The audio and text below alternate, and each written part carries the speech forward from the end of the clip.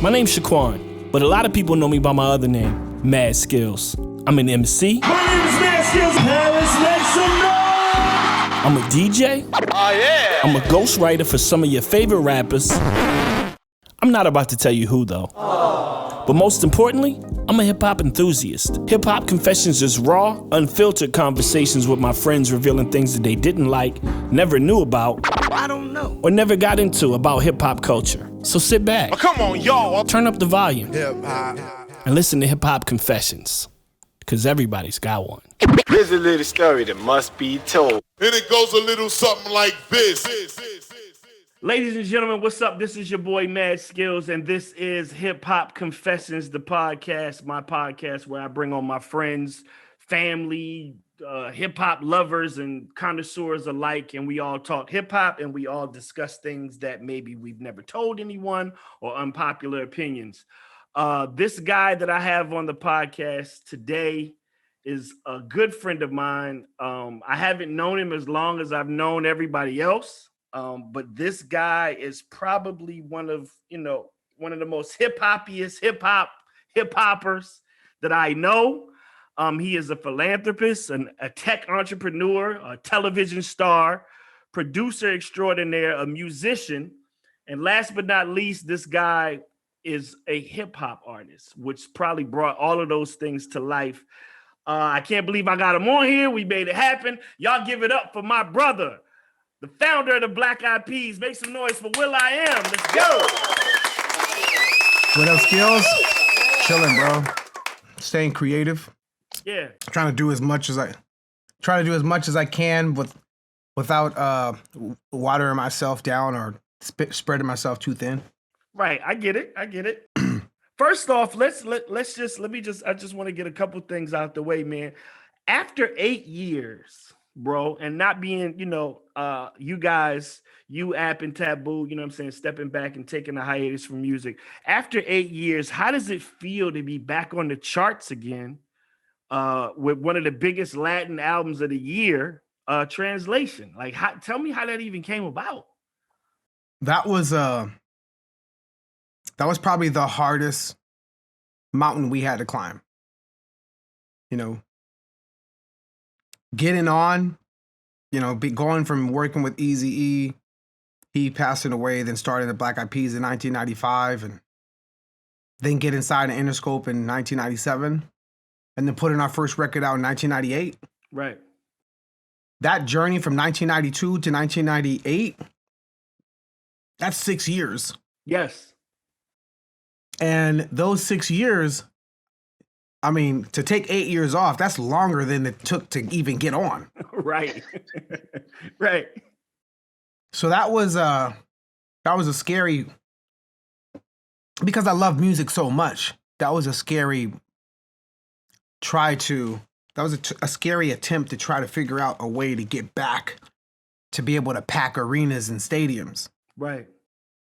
And we got there. It took from 1998 to 2010, we were playing stadiums.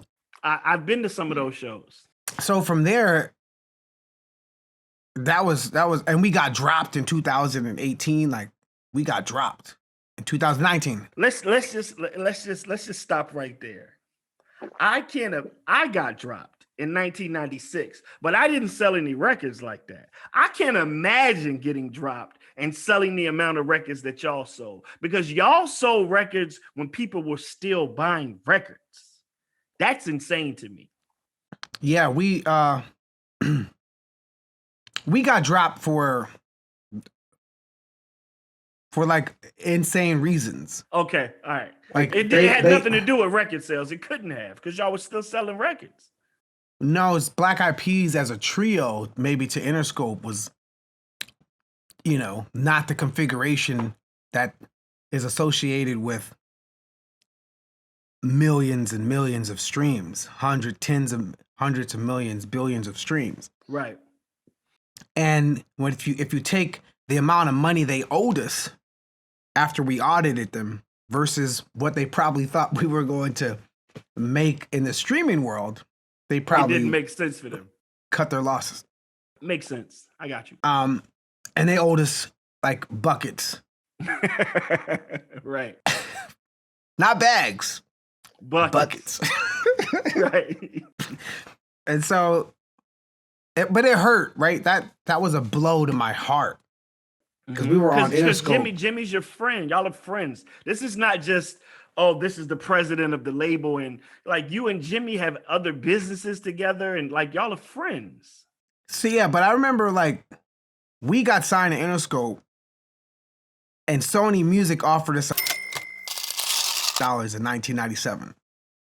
And Jimmy offered us, he's like, look, you could sign with Interscope for Sony for dollars, but I guarantee you, if you don't sell records, that'll be the last record you ever sell. Sign to Interscope, which is still a lot of money for a rap group. And no matter how many records you sell, you can always make records at Interscope. So the impersonation is on point. That sentence, that whole conversation is stuck. It's etched in my cloth, my spirit of why we signed to Interscope. And so, you know, we went through all these valleys of Black Eyed Peas. You know, our first record, Behind the Front, did really cool for like a backpack, underground, jazzy, hip hop group. You know, I love Tribe. I love De La. I'm a son of Tip. I know. I love the record that made me realize, holy shit, was De La So Is Dead. Saturdays. I'm like, 5 days work, 1 whole day to play. Come on, everybody. Like that songwriting. I'm like, oh hey, how you doing? Sorry, you can't. Like melodic, jazzy hip hop flips. Like yo, right. that's new like world. That was the blueprint for me. And then, not the blueprint, KRS-One's blueprint, then Jay-Z's blueprint, just my blueprint. I know. And then when and then all the other songs that I like Girl, I House You, like house dance music, but hip hop's version of it. And Right. Give Me Body, like Queen Latifah's house song. And then, Heavy D's, Now That We Found Love. And then Teddy Riley's, like, his ingredients and his like addition to hip hop, starting off with The Show. Like hip hop is so diverse, but for some reason we forgot all the different colors. Kwame, all these different colors. Redhead Kingpin, Redhead One, all these different things from like Do the Right Thing. Yeah, Do the Right Thing. Like there were so many different colors, bro. For me, bro.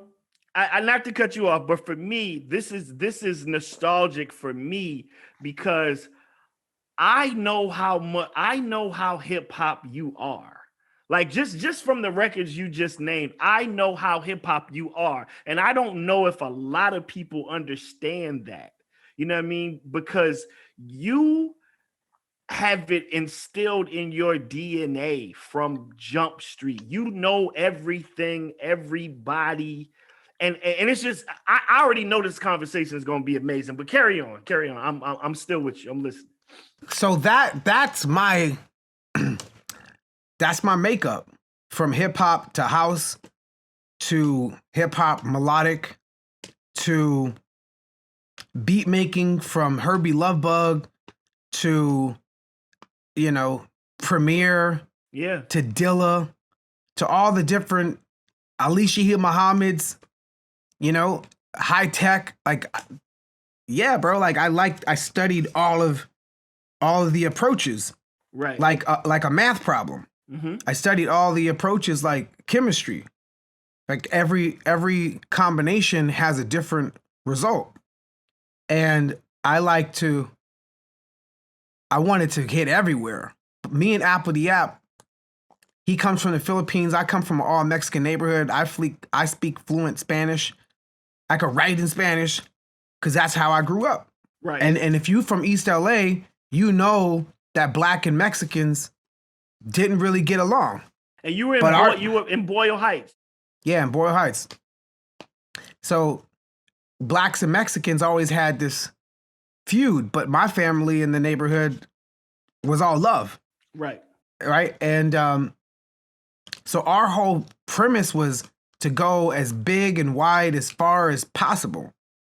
And so when people are like, yo, I like your Black Eyed Peas when y'all was underground, man, like joints and jams and shit. I'd be like, yo, nigga, have you even listened to the fucking lyrics, bro? The shit said, we about mass appeal, no segregation, got black to Asian and Caucasian. What part of that lyric don't you understand what we was Right. trying to fucking do? I was shooting for it from jump, right? You know what I mean? And then like on our first video, Falling Up, we were pioneers. Like what we had, like we was out in the fucking forest and the woods and shit in Colorado. And there's a scene where it's like East Coast, West Coast, and we went up. We didn't go left. We didn't go right. We didn't take the normal path. We went up with it. And our whole premise was to blow the fuck up. Like large. That was the plan. Like, in case motherfuckers don't understand it, that was the plan. No, because I just didn't want to be. I didn't want to be the dude that came from the projects, moved out, and then figuring out a way to not go back to the projects. I didn't want a rewind button. I didn't want reverse. Right.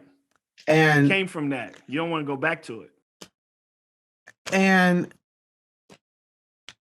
but I want to go back to it to bring solutions. Right. So this has everything to do with like why translation was such a like, I told y'all, like we still got it. Right. Like, because when we took that 8-year break, I didn't think it was going to be 8 years, first off. Nobody ever thinks they're going to be going that long. So, and every year I would listen to freaking, do you ever think about when you out of here? Like, I'm like, this nigga said $200 love seat. I'm like, nigga, that was large back then. That was big. That was big. $200 love seat out of here. Like, remind me, I got something to tell you about that whole thing later, that whole KRS project. And so that record was still one of my favorite records of all time. And I like, damn, do you ever think about when you out of here? Like, I don't ever want to be out of here. Right. I don't ever want to have like, not from the perspective of songs playing on the radio and niggas checking for your shit. Right. Just, I don't want to be out of here, meaning like I have to worry about my lifestyle. Right. I don't ever want to have to worry about, man, how can I get that thing that I really want? Like, I want to be able to have an idea and be able to execute it without having to worry about who's going to put me on or help me out. Right. That's one thing about the Black Eyed Peas. After Eazy-E passed away, we don't have a cosign. Right. There's nobody y'all was on Ruthless. Y'all was on Ruthless. I remember that. So we was on Ruthless, but then when he passed away, nobody put us on. It's not like most folks like, yo, who put that nigga on? Oh, such and such. Yo, who put that nigga on? Oh, he came up, like Jay-Z came up through the jazz. No cosign when he passed. We didn't have no cosign.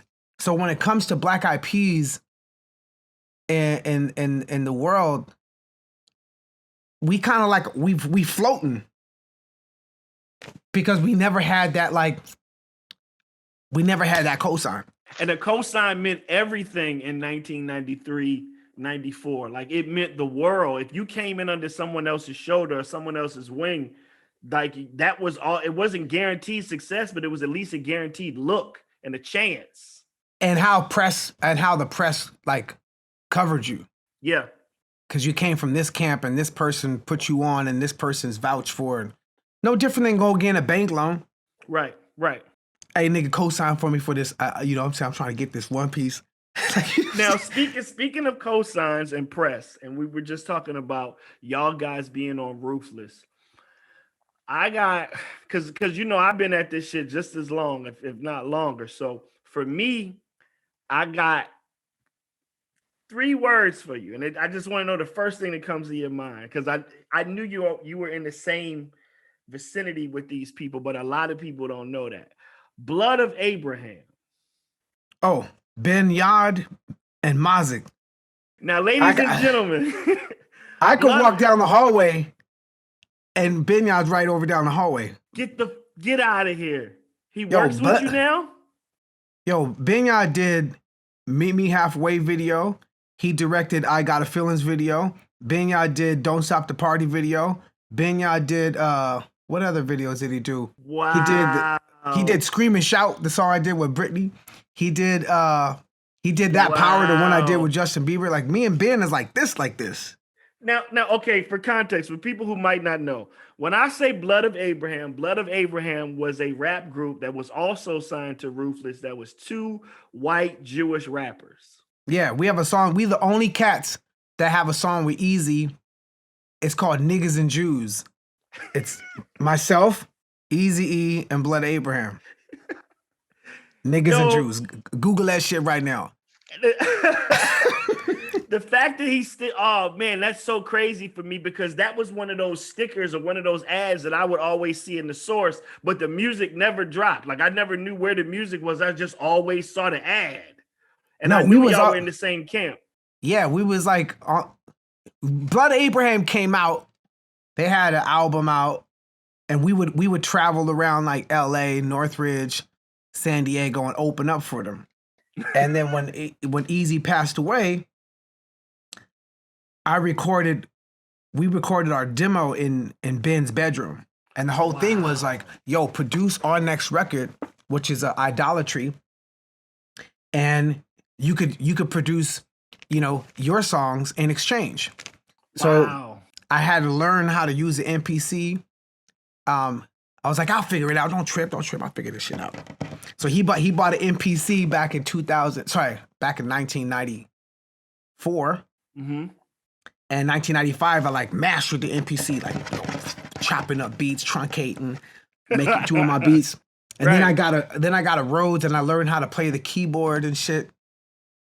And I produced Idolatry while I was producing Black Eyed Peas demo. Wow.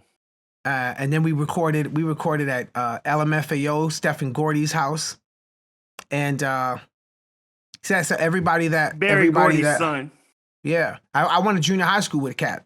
Me and Stephen went to junior high school together out in Palisades and Park Revere. But Binyard, that dude's like I said, we thick. Like we talked every day. We worked together. That's so dope. Yeah. I always wonder whatever happened to them. Like, people always say like, don't do business with your friends. Mm-hmm. And I would always respond, if you can't do business with your friends, then you got some fucked up friends. Facts. That's all facts. Like, you got some fucked up, you pick some fucked up motherfuckers as friends, bro, if you can't do business with them. That's crazy. Sorry, so let's get into it. Because I don't know if you have one, and we weren't prepped. I didn't prep you. But the name of the show is Hip Hop Confessions. And we talk about things that most people might not want to talk about. We confess things that people might not want to know. To give you a context of it, my first hip hop confession, and it's still true to this day, and I still get shit for it, is that I have never listened to an Outkast album in full. Like, I've never heard it. So if Outkast didn't have a video for the song, you could play it right now, and I don't know that song. In all these years, I've never listened to an Outkast album. Oh, wow. So, do you have a hip-hop confession? I have a couple of them that are... Because I got one that I'm going to delve into after you talk about yours. I'm going to say something that I don't want to say it in a disrespectful way. Okay. It's not disrespectful. Like, Like when people say Tupac and Biggie. Okay. I'm such a Tribe Called Quest De La Soul head. Right. That I don't like Tupac and Biggie. Like, that kind of music doesn't speak to my spirit. Right. Got you. So when it's a conversation like that, I like Boogie Down Productions, krs-one. I like, if it's like Tupac or Biggie, I'm like krs-one. Right. Why those two? Why those two? I'm going to the source. I'm going prior. right? If it's Tupac and Biggie, I'm like, I don't hold them up like that. Right. I hold Rakim, Eric B. and Rakim up like that. Right. That's So- my goal. That's my goal. That's if I got a top 5, Rakim is one. And because, and Tupac's dope. Don't get me wrong. Yeah, no it's not like I don't think he's dope. It's just the music Didn't speak to coming it. from. It spoke to the projects. My escape is De La Tribe out the projects. It took me out of the projects Mine too. while I was still in the projects. Mine too. Right. Not only did it take me out of the projects, it but it took me out of the project physically, as far as like being able to like reach my dreams. That was my path out. Right. And it took me out of the projects as far as while I was in the projects, the worlds it painted for me. Mm-hmm. And it kept me safe while I was in the projects. Had I loved Tupac and Biggie while I was in the projects, I probably would have been stuck in the projects still. Right. I got you. I now I can understand that. I know what you're saying when you say that. Because So you stumbled onto different artists that painted different pictures for you that helped you dream. You know what I'm saying? Like I tell people all the time, I got discovered by Q-Tip. There would be no Mad Skillz if there wasn't no Q-Tip. So like, and I met Pharrell at a Q-Tip concert outside rapping. You know what I'm saying? So it's like the lineage in Virginia, you know, it comes from a place where me and P are probably like the biggest Tribe Called Quest fans ever. You know what I'm saying? nigga, I am. I'm like, you complete the trifecta. You know what I'm saying? Yo, but you know, Q-Tip was a god to us. Yeah, bro. So to me, I can't. My confession is, I don't like that. Right. So people could be like, well, you ain't a hip hop head because you don't fuck with Q-Tip or Biggie. I'm like, no, actually, I fuck with Q-Tip too heavy to even really to even fuck with anything else. Yeah. Yeah. Or anything that vibrates. It vibrates different. Right. It vibrates differently. I get you. Now, for me, And I try to say that in the most respectful way possible. No, I think people will take it in a respectful way. Like that music didn't speak to you. And the thing about it is, when people ask me about Outkast, they like, Skillz, you in Virginia, you never fucking listen to Outkast. I said, bro, I was heavily East Coast influenced. It was Black Moon, J. Rule, Gangstar, Nas. Like, I didn't hear that in Virginia. Like, I didn't hear about Outkast till later. Like, and by the time it popped, I was rapping then, so now I'm looking at motherfuckers as competition almost. Like I got to get on too. So it just never crossed my radar. And being on Ruthless, Eazy signed us not because we was trying to be gangster. Like he knew what projects I was from. Mm-hmm. He was like, "Hey nigga, Will, like you over there by the Mexicans, nigga." And nigga, I know all them essays, nigga. Them essays know you, nigga. And just being around Eazy at 16 years old, 17 years old, and rolling and seeing BG Knockout and Gangsta Dress, right, all them cats. I understand like cholos and essays. I understand Crips and Bloods and Black Eyed Peas. Even though people don't even associate it with that world, that was my world. That was my Black Eyed Peas became my like outfit to keep myself safe while I was surrounded by that world. Right. And when you want to change your life, and you want to change your family's life, and you want to move out of there to one day go back there. And solve problems and give a different path for kids.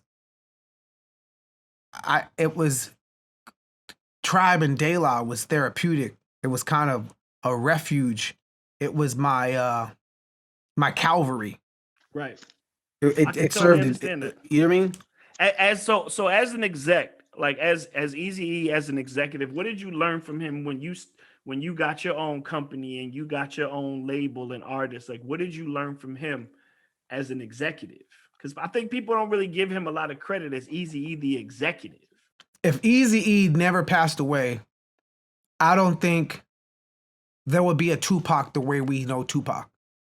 Because naturally, Eazy and Dre would have combined, and NWA would have got back together again. Right, of course. And if Dr. Dre would have got back together, if NWA got back together like that, the conversation of Tupac and Biggie probably wouldn't be different, totally different. And if Eazy-E was still alive, everything, the dynamics of Puffy would probably have changed, because Puffy became the executive. Right, the first Eazy-E, superstar executive.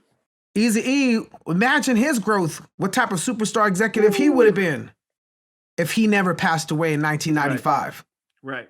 Like 1995 was a pinnacle year of like hip hop's growth and explosion, where the executive became the superstar. Well, shit, where Eazy-E would have been, he would have hit naturally, that energy, that force would have took up too much space. Right. Right. NWA, bro, it wasn't just like some rapper dude from LA. Like, he birthed a whole genre. Right. Facts. Not just where Black and Crips and Bloods fucked with, SA's fucked with the NWA. Right. And SA's probably, and Cholos probably would have, whatever happened with Tupac's growth, Eazy would have absorbed that, especially if he linked back up with Dre. Right. That would have been undeniable. The dynamics of culture would have changed. So what I learned from Eazy was, you don't have to follow what you think people are expecting from you. Mm-hmm. So Eazy-E was like, oh, okay, okay, Beastie Boys is popping off. Here's my version of Beastie Boys meets Public Enemy. It's this Jewish radical group, this Hebrew group called Blood Abraham. When I say radical, it's just their thoughts and their lyrics they pushed you to think different. Mm-hmm. Never came out, but Future Prophets and Idolatry are some of the, dopest albums that were made out of LA. Those are LA kids.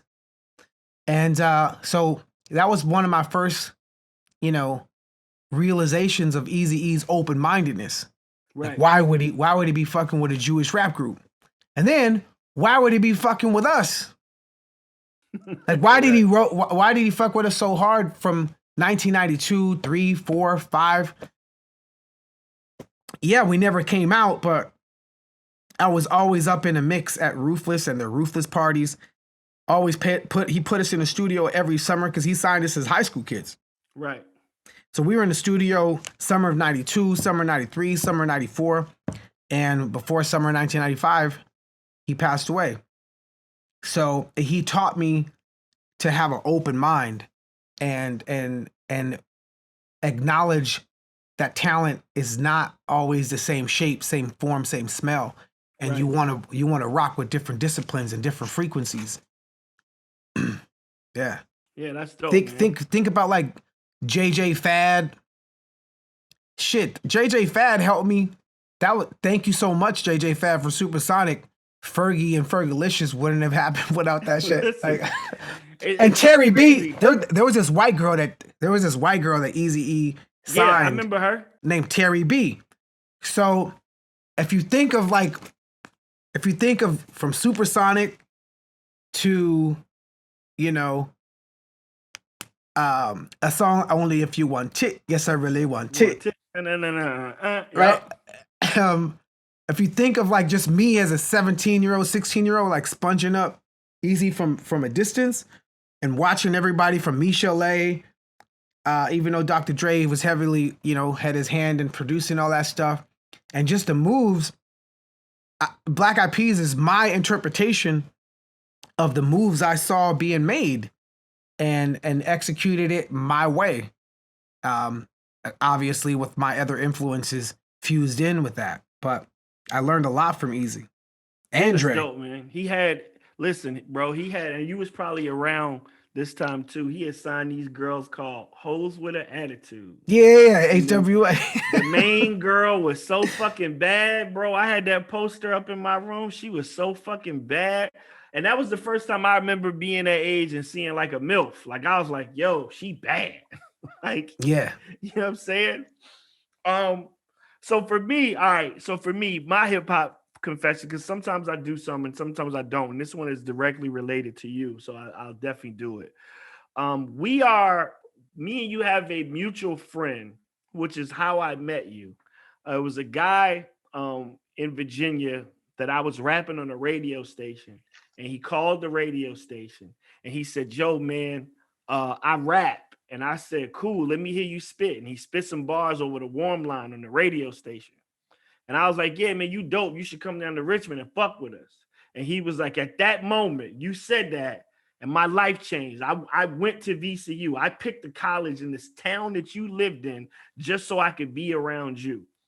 His name was Bucky Reg. I'll never forget him. And then years later, I reconnect with him. That's a whole nother story. I reconnect with Bucky Reg, and he's like, "Yeah, come through my studio, man. I'm Skillz. I'll give you my OG, brother. Pull up." And I'm like, "All right, I'm in LA, and I'm actually working with Dre. I was out here writing some stuff for Dre."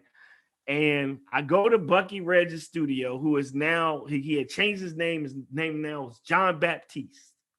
So I go to Jean Baptiste's studio. It's Grammy weekend. LA is jumping, it's popping, and everything's on tilt.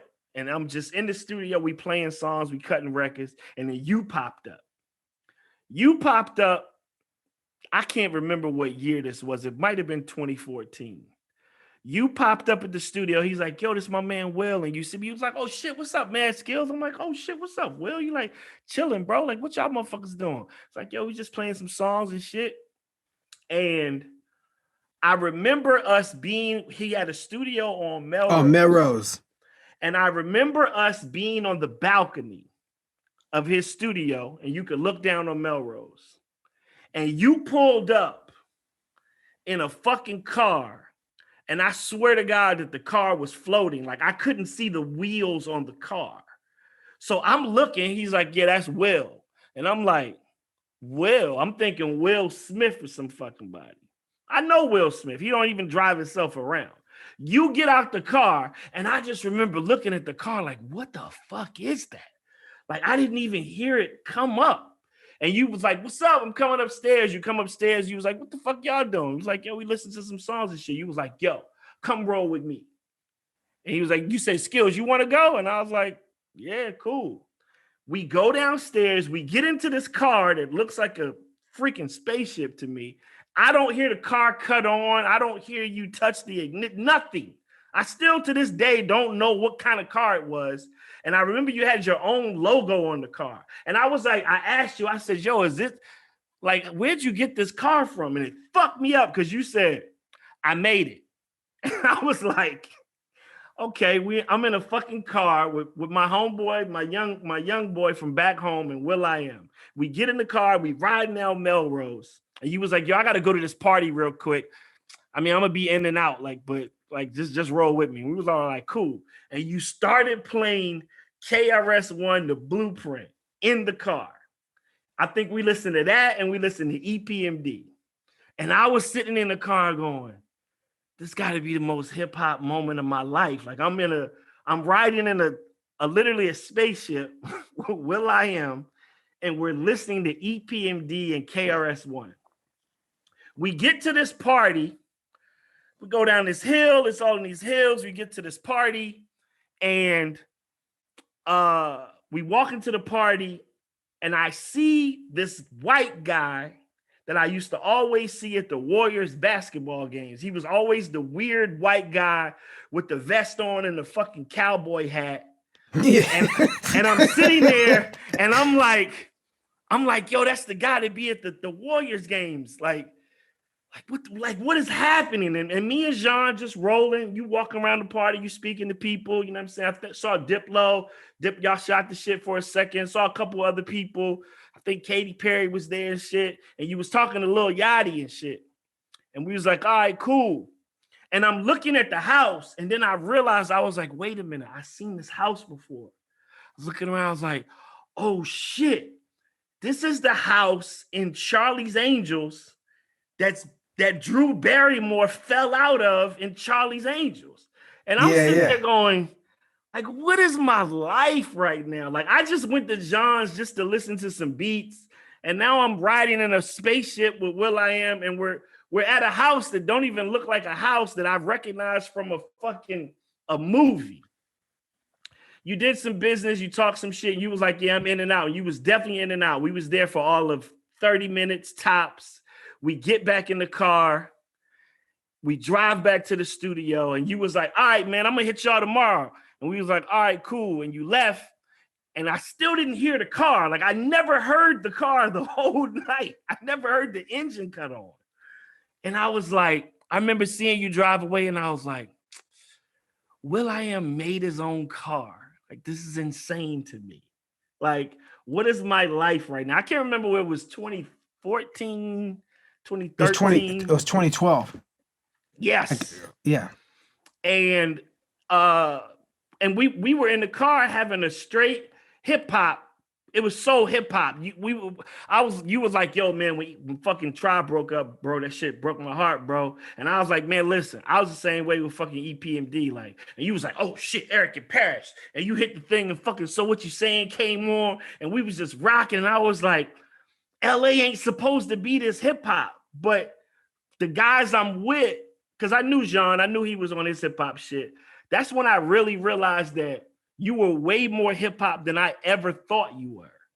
And I started paying attention to some of the patterns and some of the records that you had sampled and some of the things that you had done. Even with the stuff being as successful as it was, I was like, man, that's one of the most hip hop motherfuckers I ever been around. I done been around a lot of people, like a lot of people. I'll never forget that night, bro. That night was epic. Yeah, I remember that night. And John is like a brother. A close friend, family member. I met him in 1998. He interviewed us. We were in DC, and then we did a show. We were opening up for the Roots. Mm-hmm. And for me, it's like, wow, we opened up for the Roots, nigga. What the fuck? So, because that was like, you know, in 1993, 4, 5, that's all I listened to was the Roots and Tribe and De La. And so I remember my girlfriend one time, she was like, happy birthday, Will. I got you tickets to see Tribe Called Quest.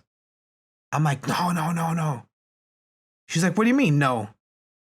I'm like, I'm not supposed to see Tribe that way. She's like, what you mean? I was like, I'm not supposed to see Tribe as a civilian. I cannot see Tribe as a pedestrian. I cannot see Tribe as the audience. I have to see Tribe. You can't mess up my dream. She was like, I was just trying to get you, tickets to see your favorite group. I was like, yeah, but I'm supposed to see them on the side of the stage. Right, not in the audience. Not in the audience. You can't take that from me. Just let me try to accomplish that. And so when we finally, because we opened up for the Roots first.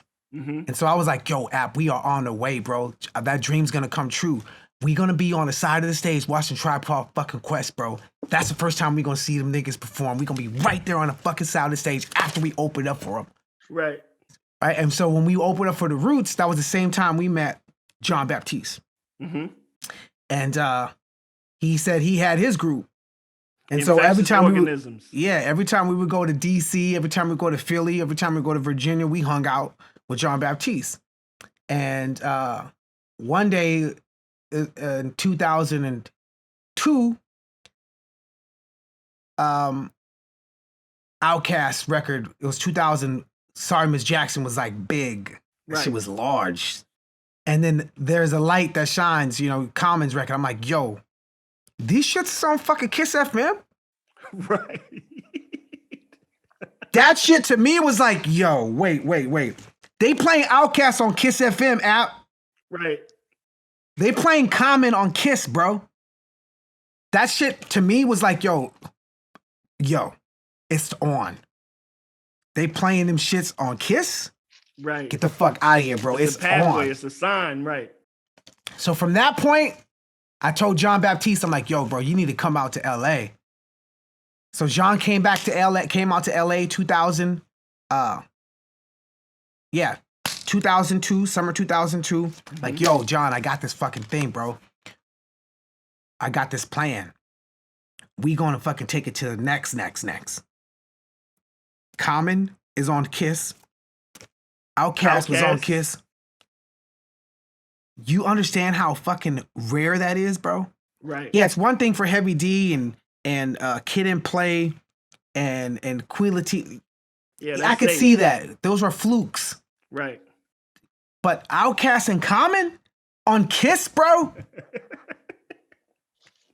Like, it's one thing for like Kwame and the Polka Dots, but ever since Biggie said, you know, your shit's played out like Kwame and them fucking Polka Dots. That was done for the weirdos, bro. Right. But he killed the weirdos. In one bar. In one bar. And I was probably one of the reasons why Biggie's not one of my favorites, because I was one of them polka dot ass niggas. I took that shit personal. I had polka dots on when that shit came out, bro. I'm like, oh shit. Because I had the Gonna Be This Way, bro. So when that song came out, I was like, damn, really? You just fucked my whole vibe up. So I'm like, yo, John, bro, like, come out. We gonna be in the studio. We're working on this record. We gotta hear this thing. I got this song. We got this song with Justin Timberlake. He was like, Justin Timberlake? Like, yeah, bro. This shit's big. I think it's gonna go all the way. It's a song called Where's the Love?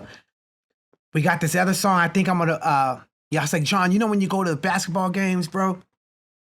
They always play, there's a song they always used to play on the basketball game. It was talking about digging. That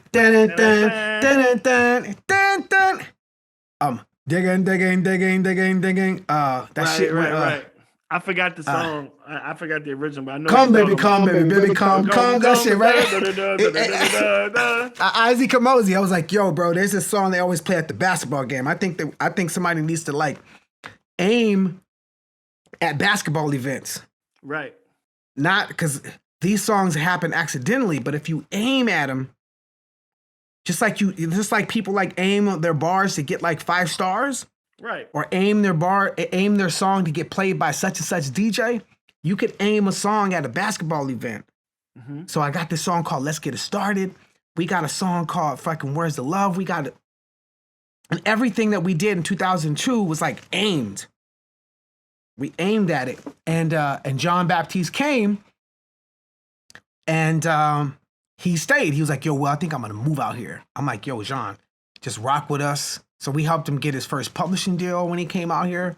Right. And he's part of the family. And so from 2002, the album came out 2003, 2004. Black Eyed Peas was, corporates were calling us to do like private gigs. Right. And at that point in time, we were like, yo, bro, let's not do corporate gigs.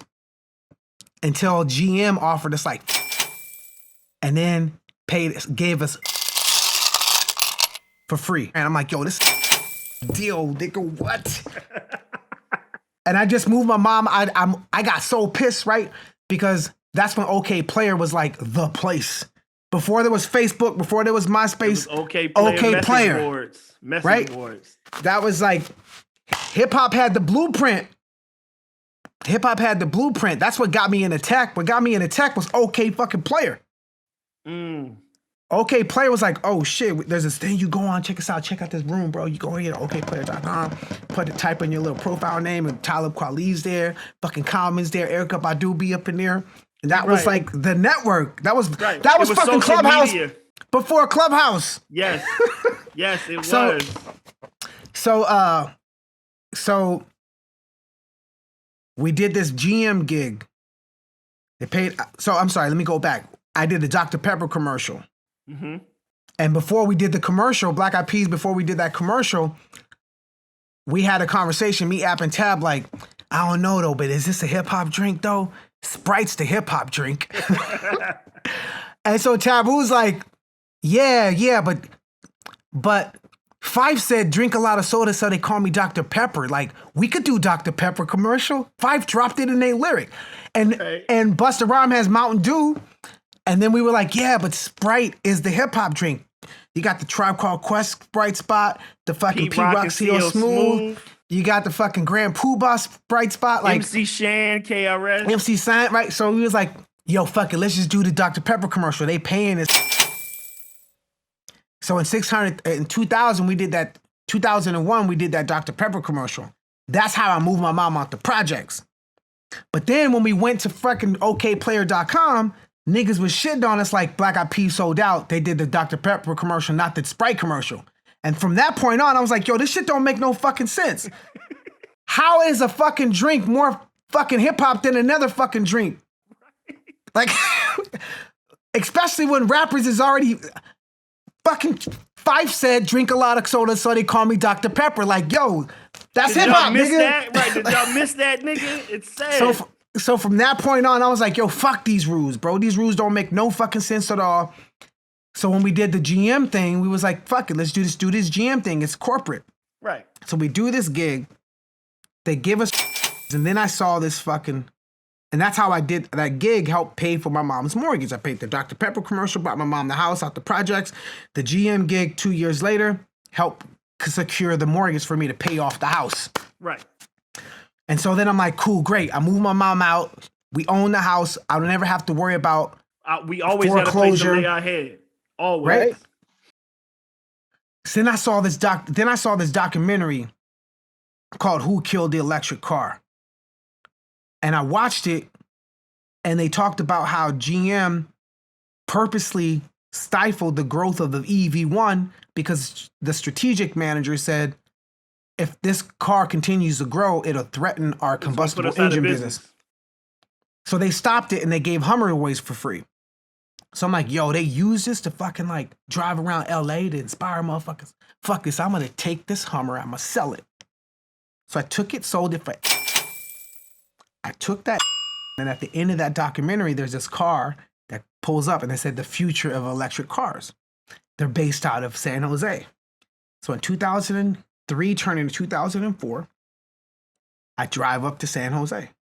I meet the two founders. I say, yo, I want to invest in your company. I take that and invest in this company. So that car that you saw me in, because I was one of the early investors, they would give me like incomplete cars to trick out. Right. So that car, I built it because I invested in this small company back in 2004, 2003, turning 2004. And if I was like, yo, give me an incomplete car so I can have my guys trick it out. So I would go on tour, make some money. So instead of buying teeth or buying gold chains and shit, I would take my money and like build cars. So, because in the hood, there's always a chop shop. Always. In every So I was like, yo, I always wanted to fucking flip a Bug or flip a fucking like Nissan truck or flip a fucking, you know, a Capri or MR2. Right. Or a Suzuki Samurai, whatever the fuck the car was at the moment. My dream was to always do that. Right. So now they gave me the Roadster to flip back in 2008. So I flipped that one. And in 2012, before the sedan came out, I flipped that one. And so what you saw was my flip. And so that money that kept growing and growing and growing. And so I invested in Tesla like way before. Wow. Elon took it over. Right. And so to me, that's like the most hip hopinest thing to do is like sampling shit. Like, yo, what song is this? Oh, nigga, that's my song. But really, that's James Brown's drums. Right. That's fucking a Leonard Skinner fucking guitar riff. That's Clyde That's Stubblefield. fucking, you know what I mean? That's fucking Bob James keyboards all sandwiched together. That's our song. That's my song now. The same thing with the fucking car. Like that car, I made that car.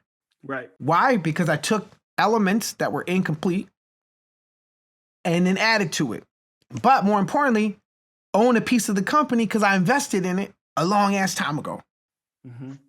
So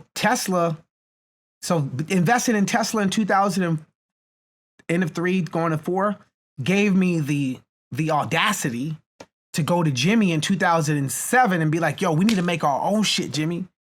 let's make our own shit and use our music to sell it. And so Beats, he was like, yo, why don't we, remember that conversation we had last year when I'm going to do headphones with Dre. You want to be a part of it? And what do you want me to do? I just need your brain. Whenever we have things, I need you to come into the office, dedicate some time, and help us think through these hurdles. Right. So when we started Beats, that was my contribution to borrow my brain and my history with Eazy. Like, why would Dre fuck with me like that? To be okay with me to be like the third equity shareholder in Beats. Right. Because of my lineage and my connection to Eazy and him being like, yo, this dude. Mm-hmm. Like, Dre could have picked anybody. He could have been like, nah, I don't fucking with will.i.am. That nigga, nah. Right. That ain't my type shit. I do that. Ain't my, nah. We don't need to mesh. You know? And so, no, he saw that. He saw the, my perspective and my out of the box thinking, or sometimes into the box thinking. Yeah. And so that car, I remember that day. That day was like, I never heard the car. That's the thing. I heard the music. I heard you talking. I heard Jean talking, and we was talking so much hip hop. I never heard it. And it really fucked with me, because when we got out and I couldn't see the wheels. The car was white and the tires and the rims was black. So it's at night, it just looks like the car is floating. And I'm sitting there like, yo, will.i.am is out here making fucking cars, bro. Like, what am I so if like? In 2012, like, a Tesla was not, everyone wasn't talking about Teslas in 2012. No. And especially the sedan. They probably knew about the Roadster, and they complained because not everybody fit in it. In the car, right. But yeah, so I always like to I borrowed from Eazy to go out and find other things that you might not think fit, but they do. So I took that little nugget of perspective and go out and find like AI cats, people that create, and build robots. That's why I went back to my hood. I got a robotics program teaching kids to build robots. I got an AI program, computer science program.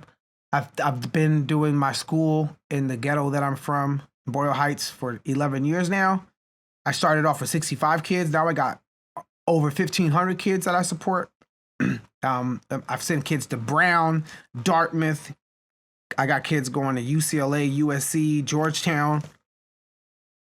And yeah, bro, like, it's a different world. It's literally from black and brown kids and what we can accomplish.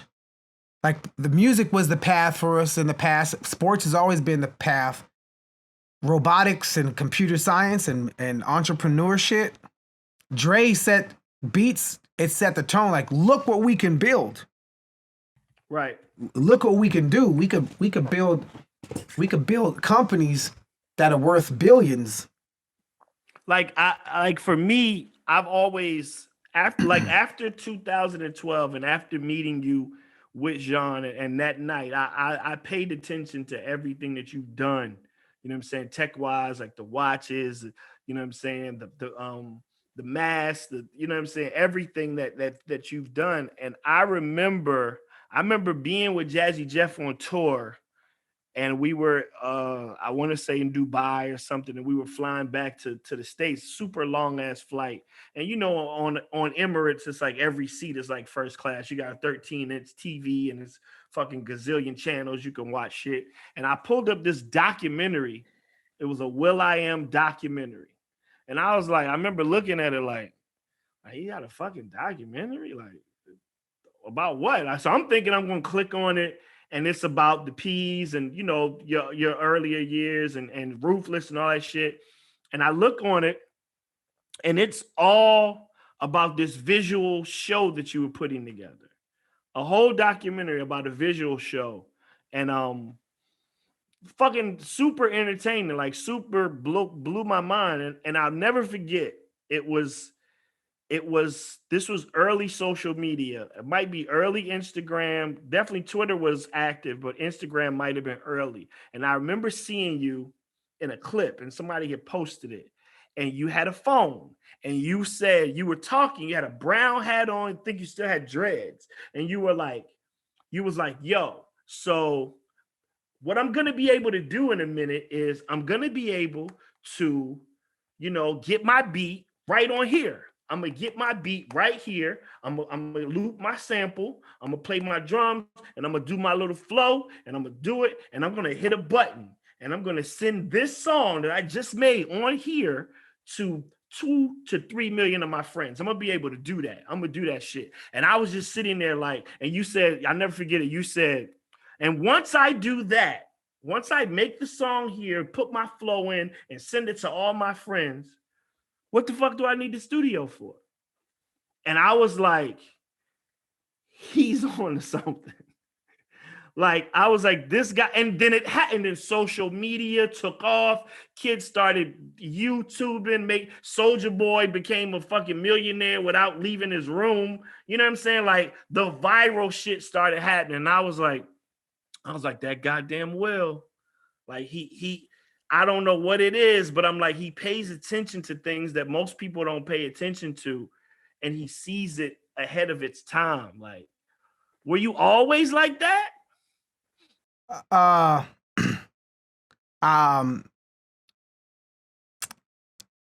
Younger, yes, but not as pronounced as it is now.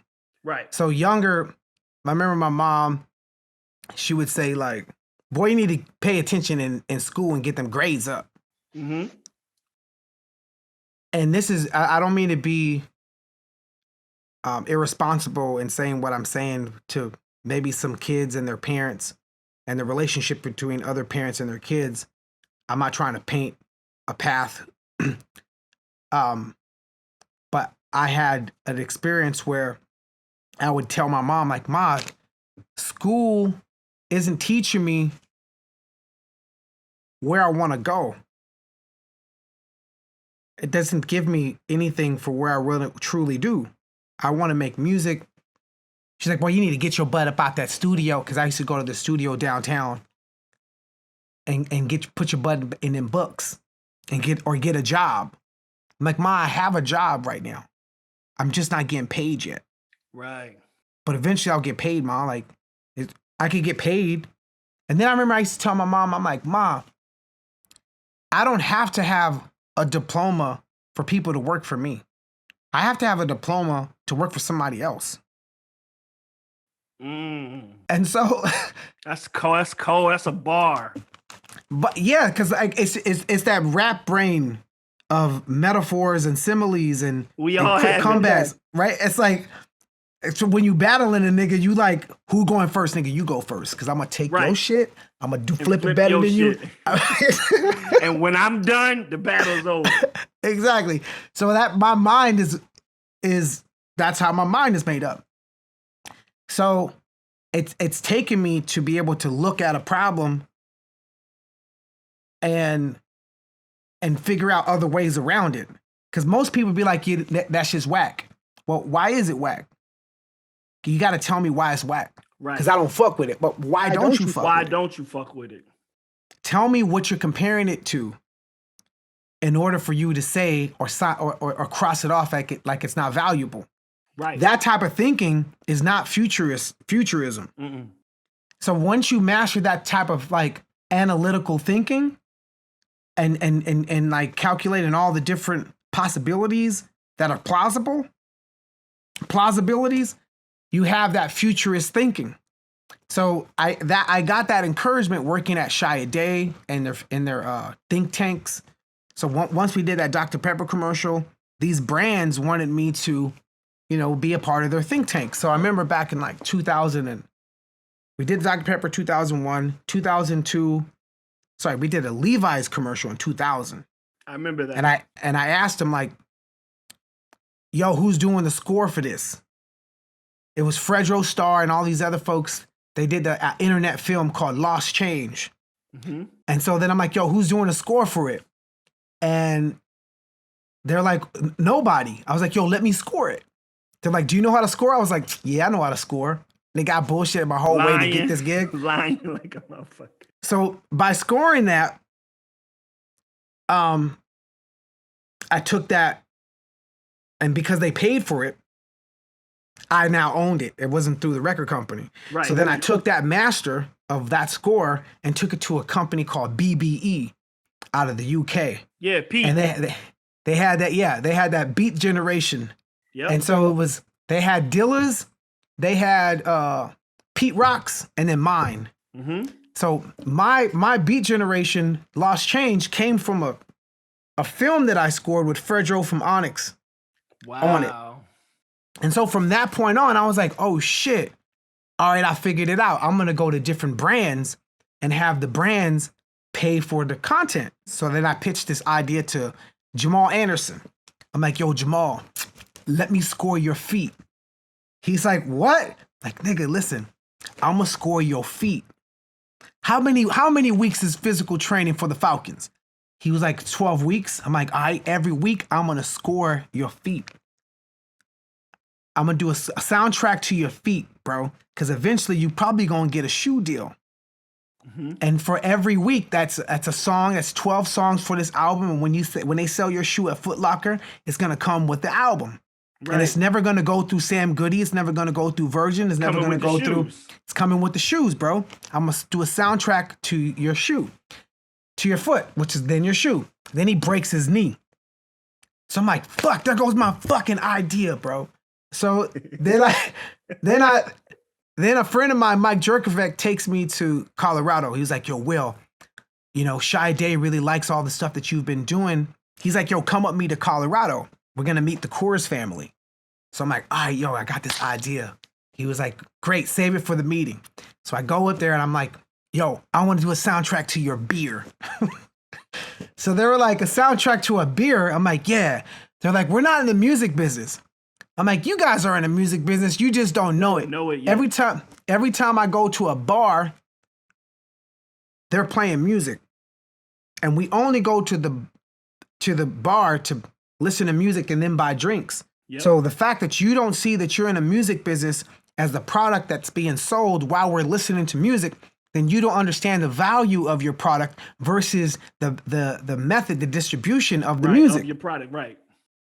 The CD is not the product. The CD is the distribution and the medium of what you listen to it in. The experience and the environment is the product. And while you're in that environment, that experience, they're selling your drink. Therefore, you're in the music industry. My pitch got me this thing, and we called it Must Be 21. And Must Be 21, I got Fife on it. They were like, what do you need to have? I was like, yo, give me a bag of money. And I'm going to get you an album. So I got my 10 collaborations. I gave Fife. I gave krs-one. And I literally put it in a bag, gave them their money. And the song right now, still to this day, is on Spotify, Apple Music. It's called Must Be 21. Mm-hmm. Both of these two albums, the Must Be 21 and Lost Change, were paid for by brands. I own the masters. So from that perspective, I was like, yo.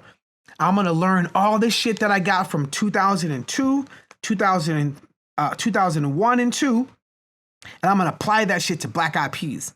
So what did I learn from Shy Day? I learned from Shy Day that logo, font, color scheme, the theme, and the sonics are all one. Mm-hmm. So EPMD, I'm like, yo, that's right. EPMD's logo is fucking badass. Run DMC's logo is badass. There's only a couple of fucking brands that had dope ass Tribe Called Quest fucking little stick figures. Them shits was fucking dope as fuck.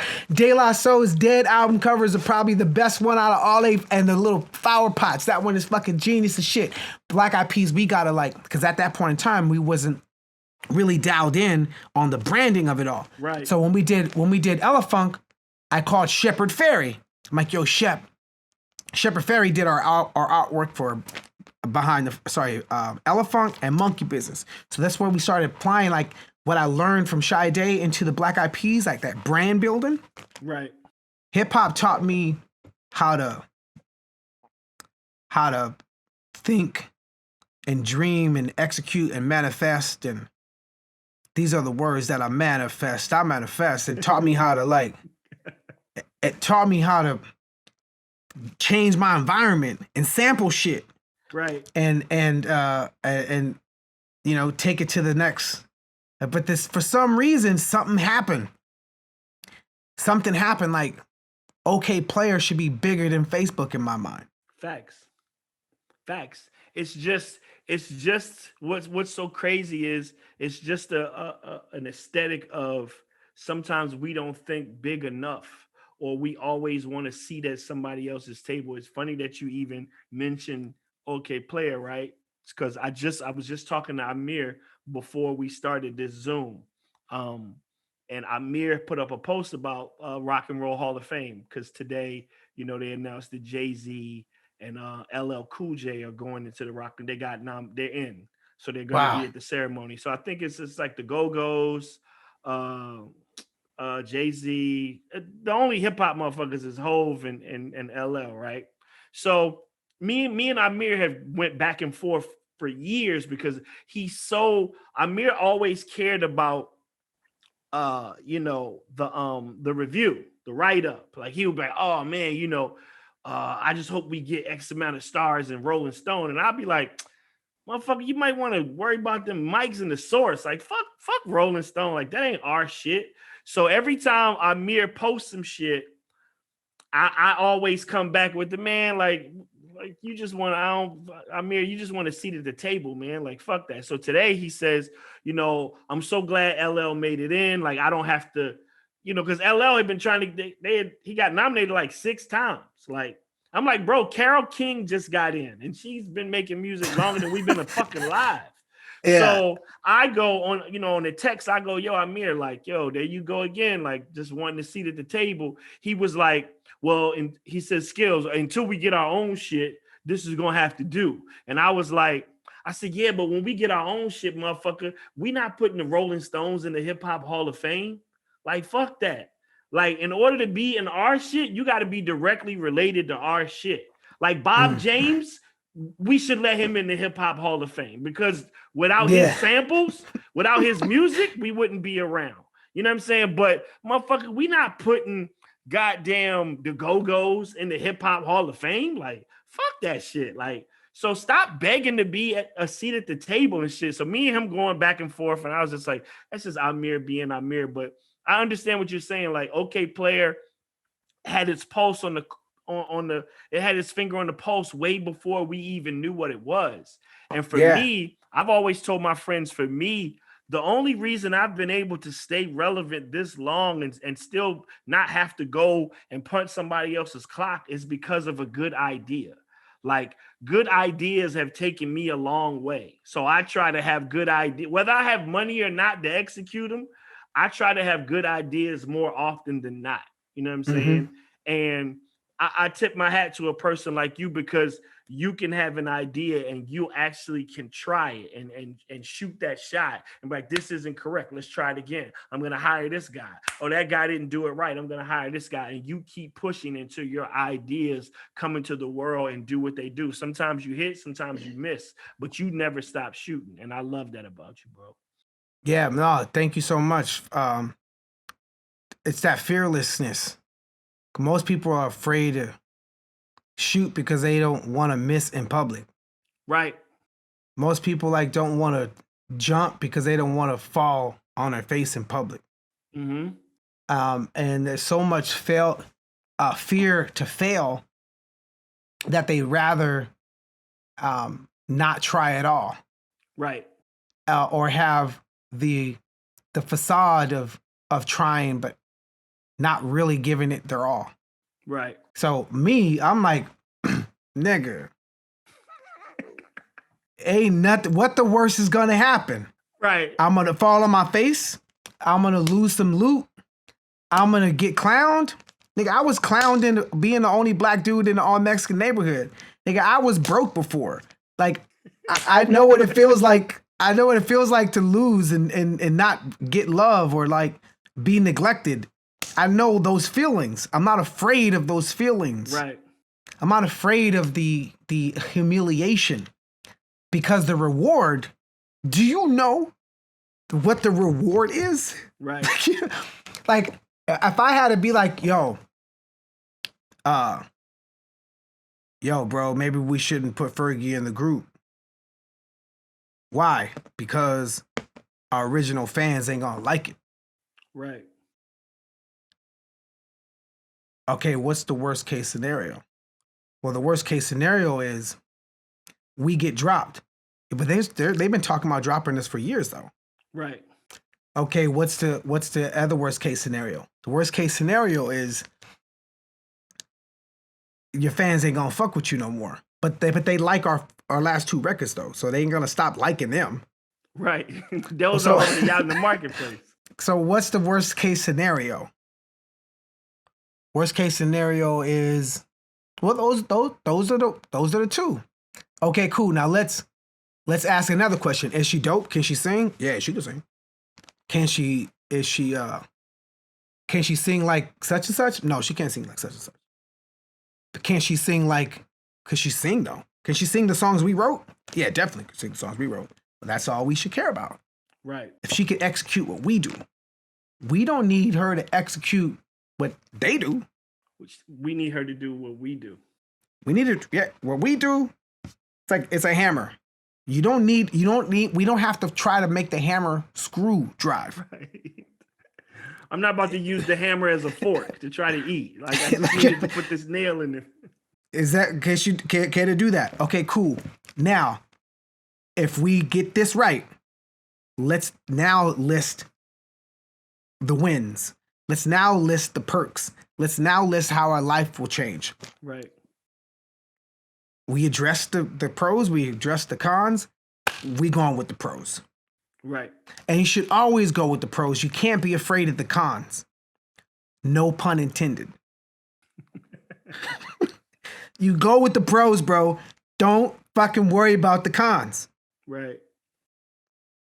Don't matter how you look at that. If you stuck in the projects, go with the pros. Don't fuck with the cons. If you doing in business, go with the pros, address the cons, make sure the pros can outweigh and out strategize the cons.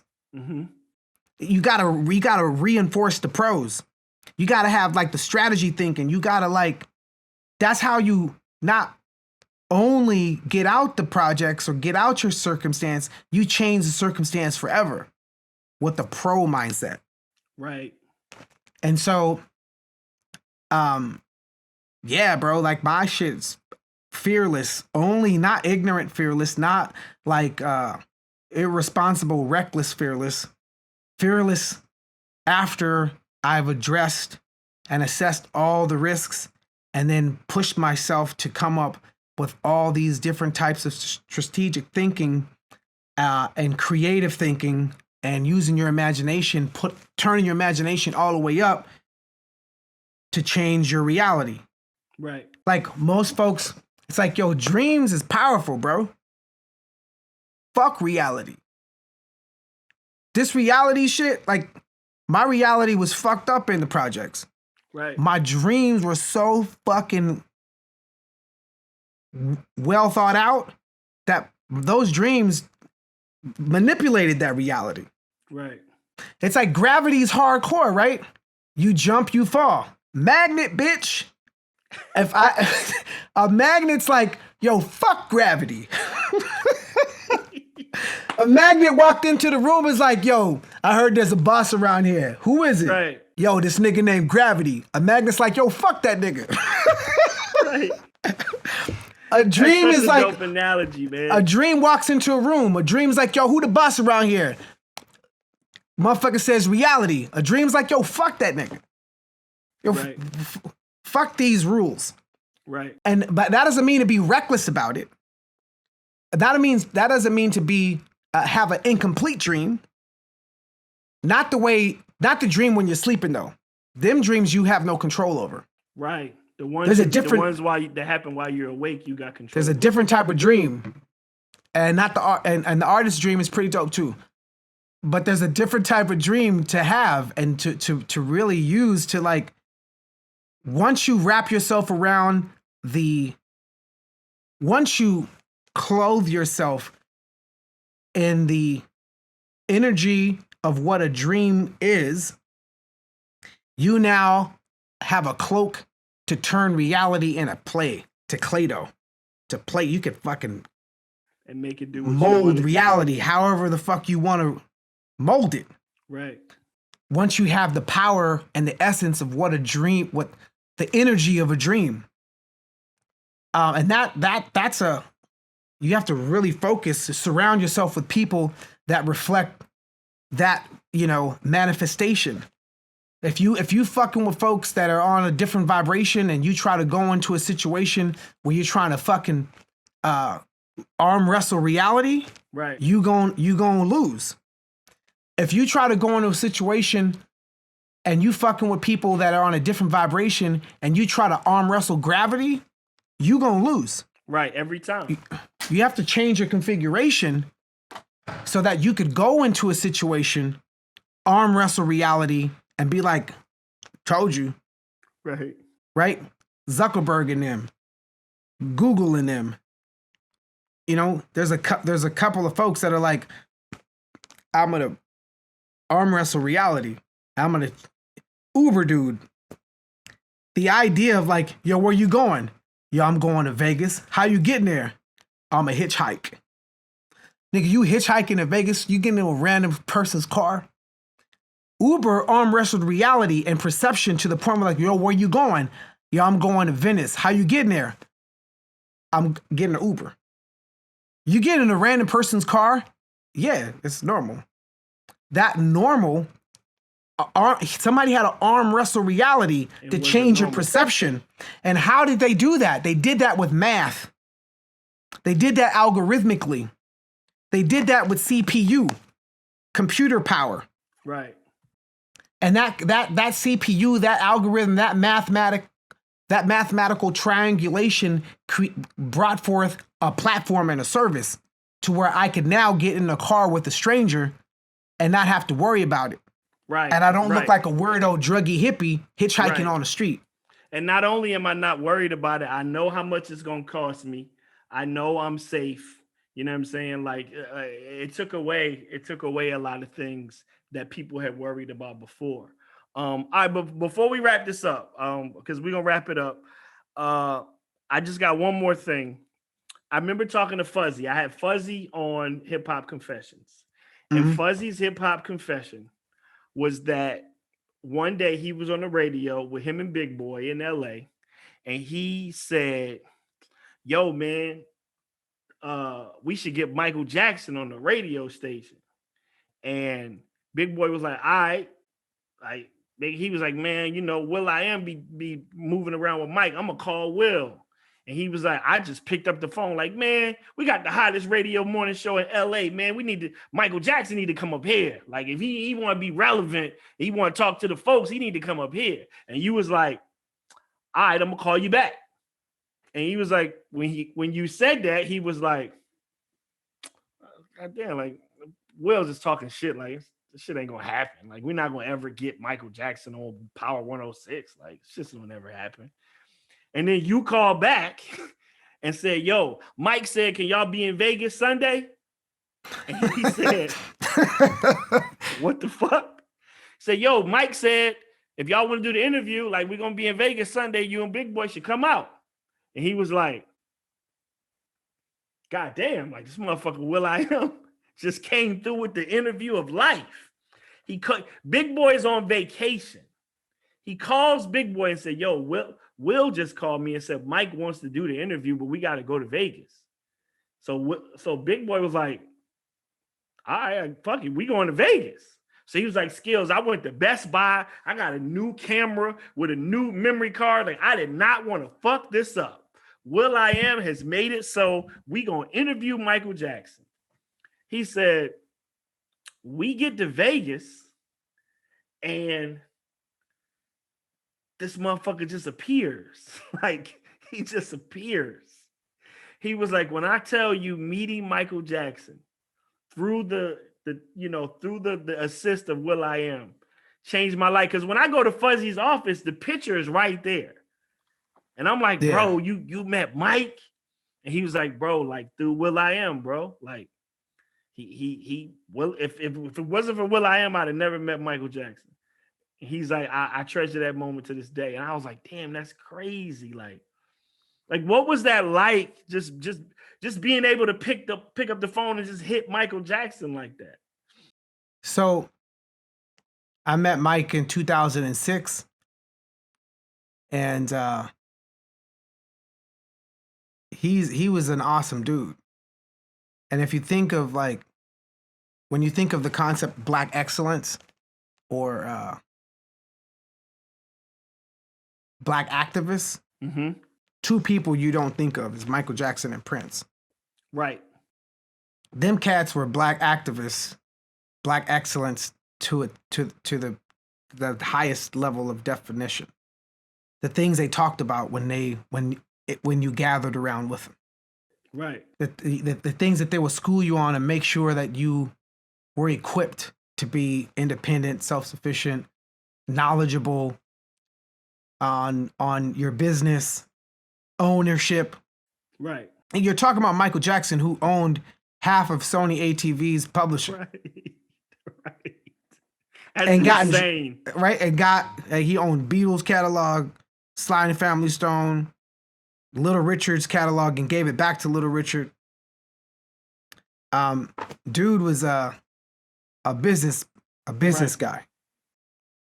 And so having those conversations with Mike starting in 2006, and I think the reason why we had that friendship and that trust was he was like, why don't you come to Dubai? Come to Bahrain. I got my studio out here and I'd really love to work ASAP.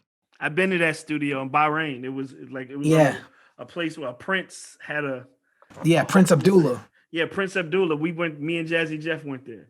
Crazy. Yeah, so then he's like, meet me in Ireland.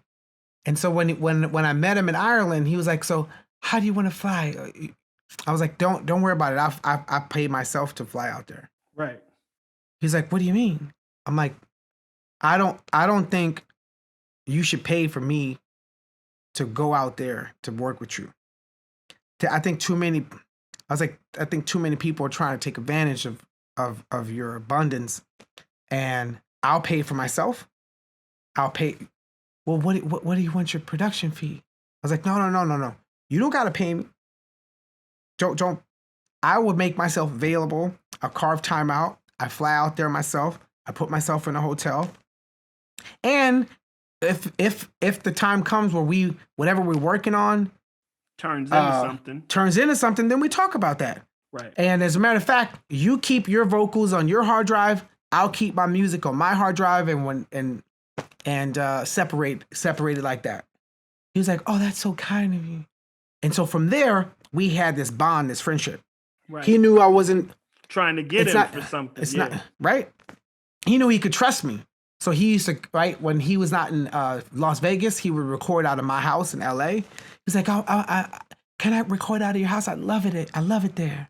So he would record out of my house, regardless if I was there or not. He would record out of my house. We became really good friends. Wow. And to the point where one day Prince was performing in Vegas at the Palms, and Mike calls me. He's like, what time? And Black Eyed Peas, we had a show that night. And then after the show, I was going to go rock with Prince at the Palms. Sorry, at Rio, Club Rio. Mm-hmm. So Mike's like, what time is your show? I was like, oh, we go on at 10. At 9. He was like, oh, rats, I got to put the kids to sleep. I was like, yeah, but I'm going to be performing with Prince late at night, starting at 11. He was like, oh, I can't go to that. I'm like, yes, you could. I mean, yeah, it'll be fun. It's a cool vibe. He was like, no, you don't understand. Prince is a meanie. We never really got along. I was like, no, Mike, like, hold on, wait. Let me call up Ruth. So I called up Ruth, who used to be like Prince's number, like right hand. Right. So I'm like, yo, Ruth, Prince is, Michael wants to come see me rock with Prince tonight and obviously see Prince. Can you make sure he's secure and like in a private section? She's like, yeah, great. Let me run it by P. So she ran it by Prince. They put him in a nice section. I'm like, yo, Mike, it's all set. Meet me at 11 o'clock. So anyways, I finished my show. I'm buzzing. I'm like, holy fucking shit. I'm bringing Mike to go see Prince. Right? So I'm in traffic in Las Vegas, bro. Before I go into the story, I'm a rewind back to 1998. We open up. We're on Smoking Grooves, Black Eyed Peas. We opening up for Gangstar. I went to that show. Cypress Hill. Yep. You know, Wyclef, Maya, Public Enemy, MOP, Busta Rhymes. You know, it's like the dope ass. Our first tour. Right. So every time after we performed, then I would walk around backstage in every single freaking venue. I would go out in the audience to see the rest of the show, just absorb life. Right. Motherfuckers would call me Wyclef. Yo, Wyclef. I'm like, nigga, I ain't Wyclef. Fuck that shit. I know we look alike and shit, but nah, I ain't that nigga. That nigga older than me. And so I would hate it. I would hate the fact that he called me Wyclef. Because we look alike. So I used to tell myself, like, yo, I know what I gotta do to be successful. I gotta, it's not about the songs I write. The songs are just the songs. But the moment I realize that I've reached the level of success is when they call Wyclef Will. If I could do that, then I did it. Not the Grammy, not the Kiss. I have to reach a level in culture to where they call that nigga me. So now, boom, back to me going and rocking with Prince, and Michael Jackson's waiting for me. So I'm walking, I'm in traffic. So now I'm running through I get out the car and I'm running through the freaking strip to go to Rio to go rock with Prince. And as I'm running, dude's like, Wyclef. I'm like, oh, hell no, nigga. Like, this Wyclef can't make this connection happen. Like, so I'm like, fuck, I ain't made it yet. Right. Even though I'm like bringing these two people together in a way, in my head, I didn't make it because somebody called me Wyclef. No matter how many, at that point in time, we won 4 Grammys. But that wasn't it, because in my head, still people call me Clef. Because we look alike. And that means if we look alike, it's like Google search. If you type in something on Google and you type in black, the word that comes after that is the most relevant thing being searched on Google. Right. So it doesn't matter how much money is put into that campaign, how much, you know, it's relevance on mind association, psychological association. So no matter how successful Black Eyed Peas was in popular culture, the psychological association with my facial construct, my skin tone, how I was born, is aligned with that dude's. Right. And nobody, it's nobody's fault. It's just we look like we could be from the same fucking tribe. Wyclef, myself, Wale, who else? All you W ass motherfuckers. And I'm pretty sure Wyclef Wale. And I'm pretty sure if you go to freaking Wyclef's mom, my mom, and Wale's mom, they all look like Oprah Winfrey, like Whoopi Goldberg. Right? You know what I'm saying? Like, yo, Wyclef, let me see a picture of your mom. Wale, let me see a picture of your mom. I'm putting my mama there. I bet you they all look like Whoopi.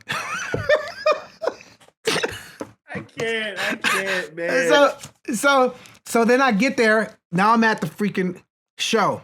I go straight from there. I see Mike. I rush on stage. They take Mike to his seat. And then I had already been in Ireland working with him. And so when I get off stage and I do my little freestyle, I got CeeLo in the audience. CeeLo's there. Ask CeeLo, he'll tell you the same story. And Chris Tucker, they were there too. They saw this magical like connection. I get there, I sit down with Mike. He was like, "That was awesome. I didn't know you rapped." I'm like, "What? You didn't know I rapped?" Bro, we've been together for 2 years. And you didn't know I rapped? He was like, "Oh, I thought the other guy with the long hair was doing all the rapping." I was like, yeah. Taboo's dope too. But and so I was like, oh damn it. That's shit, I really gotta get my shit together. Right. But yeah, Mike is Mike has been like right before he passed away, Boom Boom Pow and I Got a Feeling were huge. So I remember one of the last calls I had, he's like, Will, can you send me the instrumental to your song Boom Boom Pow? I love that. I want to put that in my show. I want to put that in my show that I'm doing in London. And maybe it'll be good for you guys to come out and open up for me sometimes. Mm-hmm. I'm like, oh man. So I sent him the instrumental because he loved the beat and he wanted to have it incorporated into his concert. And there's this song, I haven't told anybody this one, but I have this hard drive. I was doing a walk yesterday. I walk to work every day, but the other day I was walking listening to krs-one's Boom Bap. Mm-hmm. And there's a song, Dreaming, about being a blunt. Yeah, I'm a blunt being smoked and I can't wake up. Right? And one of the songs that we messed around with in the studio in 2006 in Ireland, I was like, hey, I want to sample. I think it'd be dope, Mike, if we sampled krs-one's I'm a Blunt Getting Smoked and sing a different chorus on it. And so I flipped the bass round and around and was like doom, doo-doo-doom, doom, doo-doo-doom, doom, doo-doo-doom, doom. That's how that thing just loops like that, right? So I modulated, I changed it to like doom, doo-doo-doom, doom, doo-doo-doom, doom, doo-doo-doom, doom, doo-doo-doom, doom, doo-doo-doom, doom, doo-doo-doom, doom, doo-doo. It's like it's the same type of like classic Quincy Jones, Rod Tipperton type of progression, but utilizing the elements of I'm a Blunt Getting Smoked. So then the chorus went, and every time I hear what we recorded, I get spooked out and sad because the lyric that we changed, and it's in my hard drive upstairs, Michael saying, I'm dreaming about being in love. I'm walking around and I cannot wake up. Oh, I'm dreaming. Wow. I'm dreaming. Yes, I'm falling. Right. And so I sampled I'm a Blunt Getting Smoked, and Michael Jackson is singing, I'm dreaming about being in love. I'm floating around and I just can't wake up. Damn. So I have that recording of Mike, and I'm just like, wow. I'm never gonna put that out. Right. Because Mike was like so meticulous on finishing a song. Like one of the things that we did do together was the remix of PYT and then the remix of The Girl Is Mine. Right. And doing those remixes, it was me and Mike in my house, and he's like, turn that up to it. He's like a producer. He like a hands-on. Yeah, you learn from the editing, best. Bro. So I could never put those records out that we recorded because they weren't a Michael Jackson record, completion is Michael Jackson's hands in the mix to complete it. Right. But every time I hear that, like, and how he passed, not waking up from that drip therapy that he had. Yeah, I miss that dude. Yeah. Listen, man, I thank you so much, man. This turned out to be an amazing interview. I thank you for taking the time. I know we have been trying to get it locked down for a second. Oh, thank you so much. And thank you for being patient on the technical stuff. I was kind of embarrassed. I'm like, I'm supposed to be all tech wizard out. I'm looking like freaking Teddy Riley at the freaking at the verses. It's like, nah, man, you already know what it is, man. Listen, bro, I appreciate you, man. Y'all can follow him at will.i.am on everything, I'm guessing. You know what I'm saying? I am Will. I am Will. At I am Will. Make sure you check out the Angel Foundation, the Super Mass. Am I saying that right? The Super Mass? Super Mass with an X. Super Mass with an X. Make sure you grab those. Ill ass mask. And yeah, shout out Taboo and At, man, and the whole squad, man. And I definitely got to come check you, man. I didn't even know you was in town. I don't know where I would think you would be, but I'm right. I'm not even too far from the studio and shit. So I definitely. Oh, what you in LA? Yeah, I live out here. Oh shit. Okay, let's connect, bro. I want to show you this other thing that I'm working on. That it'll come out later this year. I think has a massive chance to be transformational. But I want to show it to you. Check it out For sure. I'll pull up on you. I'll hit you. All right, bro. Thanks, man. Y'all know All right, what Skillz, this word is. up. will.i.am. This is HipHopConfessions, because everybody got one. Peace. Here's a little story that must be told. And it goes a little something like this.